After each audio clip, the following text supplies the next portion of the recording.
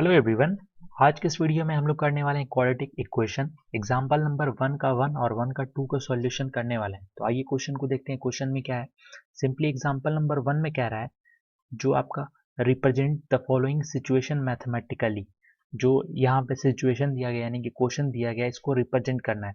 तो हम लोग पढ़ रहे हैं क्वाड्रेटिक इक्वेशन, तो क्वाड्रेटिक इक्वेशन बनाना है। तो क्वेश्चन पढ़ लेते हैं, सबसे ज्यादा इंपॉर्टेंट है। John and Jeevanti together have 45 marbles. John और जीवंती के पास 45 मार्बल्स हैं। मार्बल्स इसको कंचे कहते हो आप, वो जो गोल जैसा रहता है। देन उसके बाद यहाँ पे कह रहा है both of them lost 5 marble each. दोनों ने 5 मार्बल खो दिए। देन उसके बाद कह रहा है the product of the number of marble they have now is 124। We would like to find out how many marbles they had to start with. तो उनके पास कितने मार्बल्स मतलब हैं या फिर बचे हुए हैं, उस तरह के क्वेश्चन पूछ रहे हैं आपसे।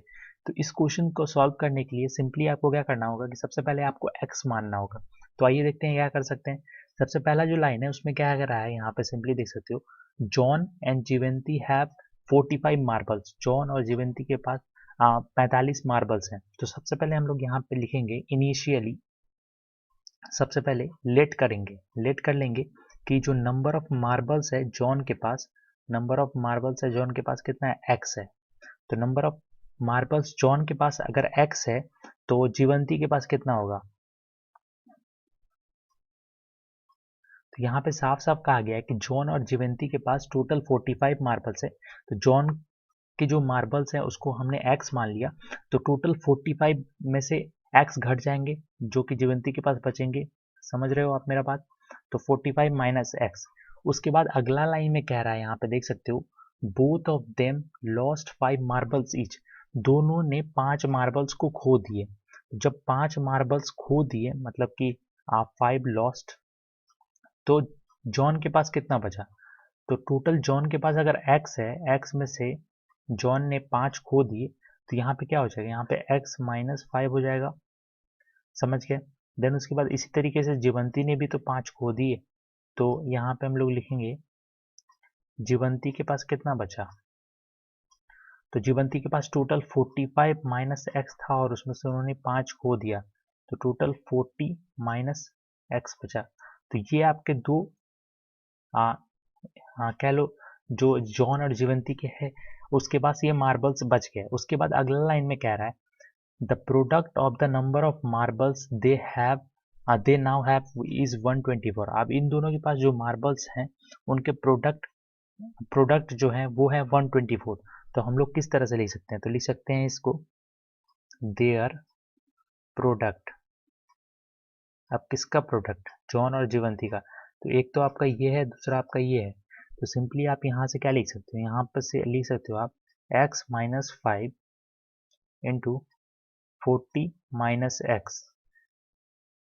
तो ये आपके पास ऑलरेडी हो गए। और इनका जो प्रोडक्ट है वो कितना है, वो 124 के बराबर है। तो ये x माइनस 5 और 40 माइनस एक्स, ये बराबर है कितने के, 124 के। अब सिंपली आप इसको सॉल्व करो। तो इस x से आप इसको मल्टीप्लाई करोगे। तो मैं एक स्टेप आपके लिए लिख देता हूँ, x 40 minus x, then minus 5 40 minus x. तो आइए इसको सॉल्व करते हैं। तो ये आपका हो जाएगा 40x minus x square minus 200 और प्लस 5x। अब देखो यहाँ 5x है, यहाँ 40x है, तो टोटल आपका हो जाएगा 45x minus x square minus 200। अब देखो ये माइनस यहाँ पे हम लोग लिख देते हैं 124 और 124।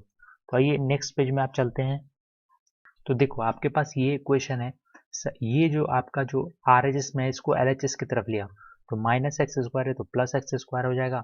और ये हो जाएगा माइनस 45x और ये हो जाएगा आपका plus 200 plus 124 is equal to 0। Then ये हो जाएगा x square minus 45x plus इन दोनों को अगर ऐड कर दोगे तो 324 इज इक्वल टू 0 हो जाएगा। तो ये आपका क्या हो गया, ये हो गया the number of marbles zone set satisfy the quadratic equation. यानी कि टोटल जो मार्बल्स है ये आपके पास हो गया, ये मैथमेटिकल इक्वेशन है। तो यही इक्वेशन को आपको फॉर्म करना था।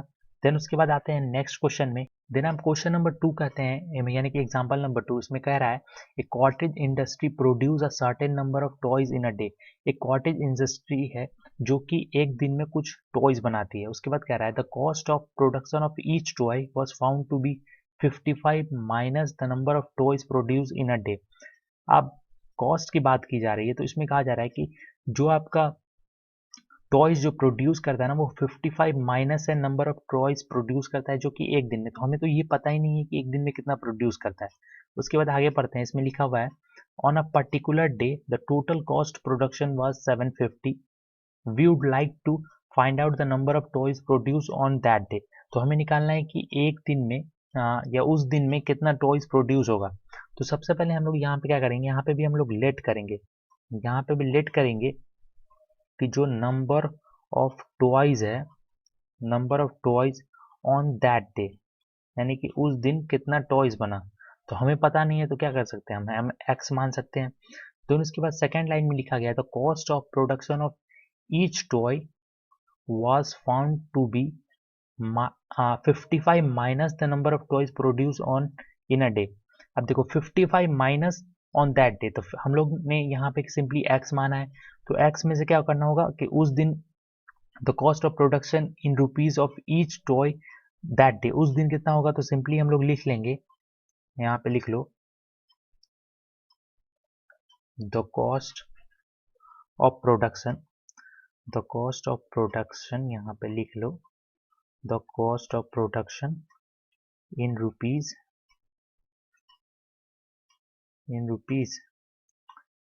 of each toy that day। Simply उस दिन कितना हुआ, तो 55 माइनस एक्स हुआ। देन उसके बाद क्या रहा है कि total cost production in rupees that day. अब टोटल कॉस्ट भी साथ में दे दिया, तो टोटल कॉस्ट की बात करते हैं हम लोग उस दिन, टोटल कॉस्ट दैट डे। तो यहाँ पे सिंपली कहा गया है टोटल कॉस्ट कितना होगा, तो यहाँ पे एक्स टॉयज बनाया और एक का कॉस्ट है आपका 55 माइनस एक्स, तो इससे हम मल्टीप्लाई कर दी तो ये आपका टोटल कॉस्ट हो गया। और इसके बाद देयरफॉर वो बराबर है किसके, 750 के। तो simply x 55 minus x is equal to 750। तो यही आपको इक्वेशन बनाना था, आप इसको सॉल्व कर लो। ये आपका हो गया 55x, ये हो गया माइनस एक्स स्क्वायर, ये हो गया 750। अब हम लोग क्या करते हैं ना कि ये जो आपका LHS है इसको RHS की तरफ ले आते हैं। इसको जब RHS की तरफ ले आओगे तो ये आपका हो जाएगा एक्स स्क्वायर, देन उसके बाद माइनस 55x और प्लस 750 इज इक्वल टू 0। तो यही हो गया। अब ये क्या हो गया देख सकते हो आप, the number of toys produce that day satisfy the quadratic equation. ये आपका क्वाड्रेटिक इक्वेशन हो गया जो कि आपको सॉल्व करना था, which is required representation of the problem mathematically. तो यही आपको मैथमेटिकली रिप्रेजेंट करना था, सिंपल था। रिक्वायर्ड, यहाँ पे लिख लो रिक्वायर्ड रिप्रेजेंटेशन।